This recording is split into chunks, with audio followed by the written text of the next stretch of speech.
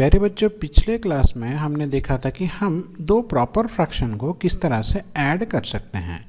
यानी कि अगर हमारे पास दो प्रॉपर फ्रैक्शन है तो हम उसको किस तरह से जोड़ सकते हैं। आज के इस क्लास में हम देखेंगे कि अगर हमारे पास दो प्रॉपर फ्रैक्शन है तो उसमें किस तरह से दोनों प्रॉपर फ्रैक्शन को सब्ट्रैक्ट करेंगे, यानी कि माइनस करेंगे।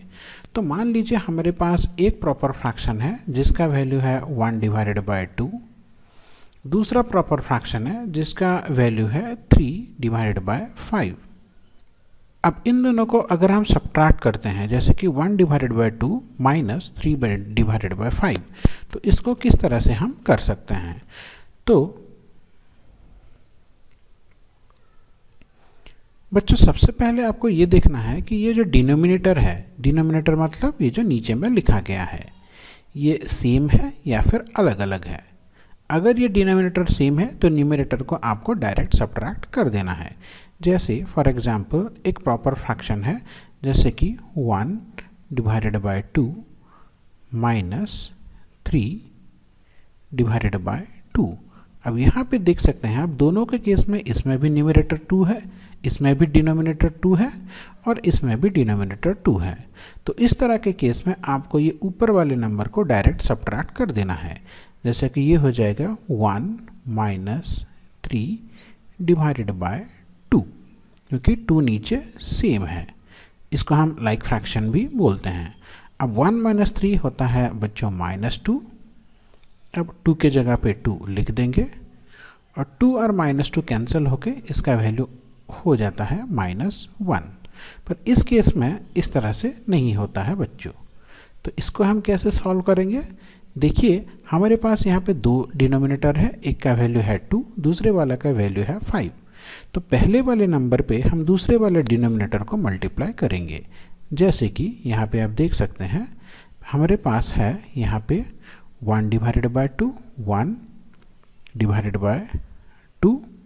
अब देखिए, ये जो दूसरा वाला डिनोमिनेटर है वो 5 है, तो इसको हम 1/2 के साथ न्यूमरेटर और डिनोमिनेटर दोनों के जगह पे मल्टीप्लाई करेंगे।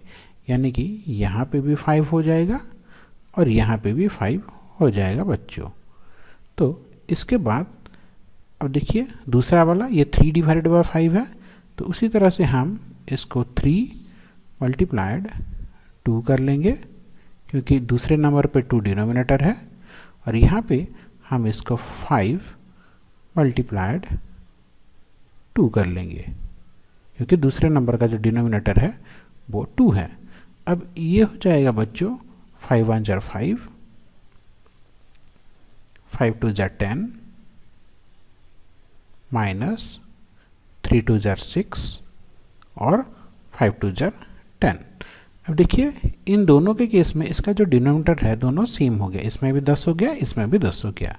तब जैसे कि हमने यहाँ पे किया था कि दोनों का डिनोमिनेटर अगर सेम होता है तो ऊपर वाले नंबर को हम डायरेक्ट सब्ट्रैक्ट कर देते हैं। तो इसी केस में भी हम वही करेंगे।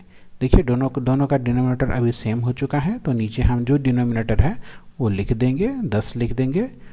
इधर है 5, फिर हमें सब्ट्रैक्ट करना है तो माइनस लिखेंगे, फिर हो जाएगा 6। अब 5 - 6 जो होता है वो -1 होता है, -1/10। तो इसका जो आंसर है बच्चों 1/2 माइनस 3/5, इसका जो आंसर है वो -10 होगा। तो आशा करता हूँ इस छोटे से वीडियो से आपने ये जरूर सीखा होगा कि दोनों प्रॉपर फ्रैक्शन को किस तरह से सब्ट्रैक्ट करते हैं। हम अपने आने वाले वीडियो में ऐसे ही बहुत इंटरेस्टिंग मैथ्स लेके आएंगे।